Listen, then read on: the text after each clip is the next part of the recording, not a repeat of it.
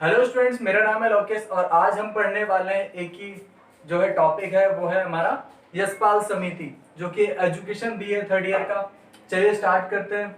जो यशपाल समिति है इसका गठन हुआ 1992 में और इसने एक रिपोर्ट दायर की जो है 1993 में, जुलाई 1993 में। अब ये जो समिति आई वो क्यों आई? इस समिति का काम था कि जो बच्चे जो पढ़ाई जो कर रहे थे उनके पास था ना वजन था, एक शिक्षा का बोझ। शिक्षा का बोझ मतलब भारी बैग। उनका बैग काफी भारी था, उसमें किताबें ठूस ठूस के भर रखी थी। तो उसको एक मार्गदर्शन देने के लिए, उसको कम करने के लिए इस आयोग का गठन हुआ। और इस आयोग ने क्या पाया कि क्या क्या समस्याएं। सबसे पहले बच्चों की पढ़ाई का जल्दी शुरू होना।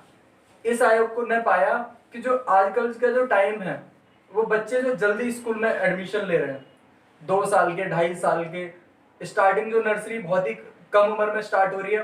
तो ये इन्होंने पहली कमी पाई। दूसरी कमी पाई स्कूल बैग का आकार। अब स्कूल बैग जो है वो भी बड़ा है, उसमें हिंदी, मैथ, साइंस सारी किताबें भर रखी हैं। तो इतना भर भर के क्या फायदा बच्चों को। और जो ज्ञान है वो जीरो है और जो किताबें हैं वो भर रखी है एकदम। ठीक है। फिर है परीक्षा प्रणाली। परीक्षा प्रणाली ऐसी है कि रट्टू तोता। अब जो आप भी पढ़ाई कर रहे हो वो क्या है? रट्टू तोता पढ़ाई है। तो ये रट्टू तोता पढ़ाई उस टाइम से जो है आज तक चली आ रही है, जिसका जो है इन्होंने विरोध किया। ये चाहते थे कि नई प्रकार से जो है पढ़ाई हो, ये समस्या इन्होंने देखी।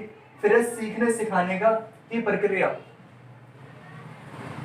अब जो सीखने सिखाने की प्रक्रिया है उसमें भी कोई बदलाव नहीं है। मास्टर जी आ रहे हैं, बैग उठा के आपको पढ़ाया और पढ़ा के फिर चल दिए। जो किताब में लिखा बेटा ये याद कर ले, ये ऐसे याद कर ले, ये लेटर याद कर ले, बस इतना ही चल रहा है। बच्चे की सोच समझ पे कोई विकास की ऊपर कोई बात ही नहीं चल रही। उसको और कुछ नहीं सिखाया जा रहा।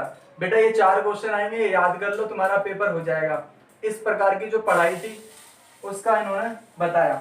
नेक्स्ट बात है पाठ्यक्रम और पाठ्यक्रम पुस्तकें। पाठ्यक्रम और पाठ्यक्रम पुस्तकें जो किताबें हैं उनके अंदर इतनी टफ लैंग्वेज है कि बच्चा क्या समझेगा। अब आप देख लीजिए डीयू की किताबें, इतनी अच्छी भाषा लिखी गई है उसमें कि उसको पढ़ने के लिए थोड़ा सा आपको विद्वान थोड़ा बनना ही पड़ेगा। आपको प्रोफेसर वो पढ़ा प्रोफेसर लोग पढ़ रहे हैं। इस तरह की जो किताबें हैं छाप रखी है। काफी किताबें अच्छी भी हैं। मैं हर किताब की नहीं बोल रहा कि सारी किताबें बेकार है, लेकिन कुछ किताबें ऐसी जिनकी जो लैंग्वेज है वो बहुत ही टफ है। और बाकी कुछ लोगों को तो बिल्कुल किताबें समझ में नहीं आती ड्यू की। तो लैंग्वेज जो है काफी टफ। तो इस जो पाठ्यक्रम पुस्तकों की ये बदलना चाहते थे। फिर नेक्स्ट है ज्ञान और सूचना। जब आजकल जो हमारा ज्ञान है वो सब कुछ एक क्लिक पर अवेलेबल, सिलेबस इतना सारा है पढ़ने के लिए। नेक्स्ट हमारा प्रतिस्पर्धा। आजकल जो टाइम है वो कंपटीशन का हो रहा है। तो ये जो टाइम था ये भी, इस टाइम भी कंपटीशन का जमाना चल रहा था। तो कंपटीशन की वजह से क्या है, अभिभावक अभिभावक जो सोच रहे हैं वो जल्दी जल्दी ये सोच रहे हैं कि हमारा बच्चा जो है जल्दी जल्दी कंपटीशन में जाए, इसलिए उसका एडमिशन जल्दी करा रहे हैं। लेकिन दिक्कत क्या है? शैक्षणिक वातावरण का अभाव। जो आस पड़ोस है वहां पर कोई पढ़ाई का लक्षण नहीं है। ना कि स्कूल के अंदर पढ़ाई के माहौल नहीं है। आस पड़ोस या घर के माहौल को तो छोड़ो। तो बहुत ही दिक्कत थी। तो ये सारी समस्याएं इन्होंने पाई कि ये सब जब बदलाव होगा, जैसे बच्चों की पढ़ाई का जल्दी शुरू होना, थोड़ी सी उम्र होनी चाहिए इनके हिसाब से कि बच्चा 2 साल का, 2.5 साल का क्या सीखेगा स्कूल। फिर स्कूल का बैग थोड़ा छोटा होना चाहिए। किताबें थोड़ी कम लेके जाए। किताबें कम लेके जाएगा तो दिमाग के अंदर भी जो है दिमाग भी इस्तेमाल करेगा। फिर नेक्स्ट है परीक्षा प्रणाली। परीक्षा प्रणाली भी अच्छी होनी चाहिए जिसमें उसे सोचना समझना भी पड़े। और सीखने का सिखाने का तरीका बिल्कुल कुछ नया होना चाहिए, एकदम रटने वाला ज्ञान। किताबें किताबें तो माशाअल्लाह, किताबें आसान होनी चाहिए, आसान भाषा में, इंसानों वाली भाषा में लिखी होनी चाहिए जिससे लोग पढ़ाई कर पाए। उन बच्चे ज्ञान और सूचना, इतना सारा सिलेबस है, इतने सारे सिलेबस की जरूरत ही क्या है? कुछ चीजें होनी चाहिए, वो भी काम की होनी चाहिए, बस इतना होना चाहिए। फिर है प्रतिस्पर्धा। कंपटीशन बढ़ता जा रहा है। अब इसका मतलब ये नहीं कि आप बच्चा पैदा होते ही इसको स्कूल में भेज दोगे। आप थोड़ा वेट करना चाहिए। तो कुछ लोग सोचते हैं कि 2 साल का, 1.5 साल का बच्चा पढ़ेगा तो जल्दी इंग्लिश सीख जाएगा, जल्दी अंग्रेज बन जाएगा। तो अंग्रेज बनाना है तो बहुत अच्छा, विदेश में भेज दो, अंग्रेजी अपने आप ही सीख जाएगा। नेक्स्ट हमारा शैक्षणिक और वातावरण का अभाव। आस पड़ोस जो है जो अभाव है जो पढ़ाई का वो कमी इसमें पाई, तो उसका भी समाधान करना चाहिए, जिसके लिए जो बच्चे के माँ बाप भी पढ़े लिखे होने चाहिए। नेक्स्ट पॉइंट है, इस आयोग ने, यशपाल समिति ने क्या सुझाव दिए? तो पहला सुझाव था अध्यापकों की भागीदारी, कि राज्य सरकार हो या केंद्र सरकार हो, यहाँ पर अभिभावकों की, जो अध्यापक हैं, उनकी पाठ्यक्रम बनाने में ज्यादा से ज्यादा भागीदारी होनी चाहिए। उनकी समझ से जो है पाठ्यक्रम को बनाना चाहिए। और है नर्सरी स्कूल खोलने के नियम संशोधन।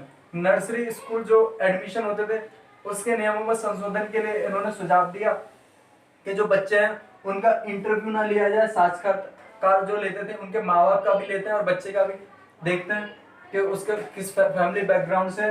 तो ये सब इन्होंने जो है नियम संशोधन की बात की, और उम्र को थोड़ा बढ़ाने के लिए भी बोला कि 2 साल 1.5 साल इतनी उम्र में एडमिशन नहीं होना चाहिए। नेक्स्ट पॉइंट हमारा सुनने और देखने पर आधारित।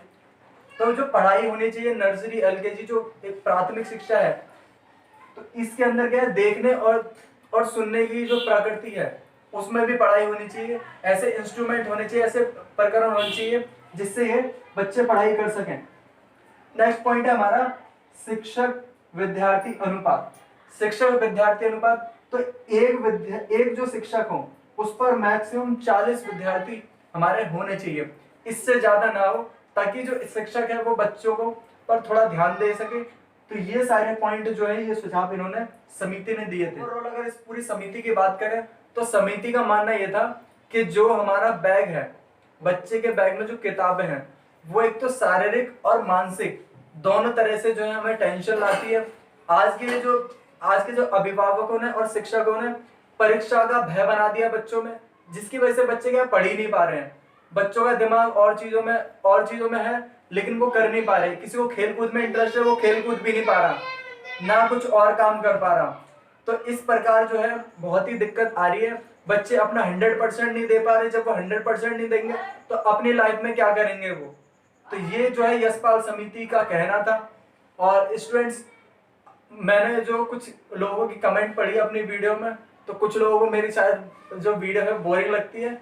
अगर आपकी राय क्या है आप मुझे बताइए। अगर आपको वीडियो पसंद आए तो लाइक करें, शेयर करें और अपने जो भी राय हैं कमेंट करें, सजेस्ट करें। And thanks for watching this video.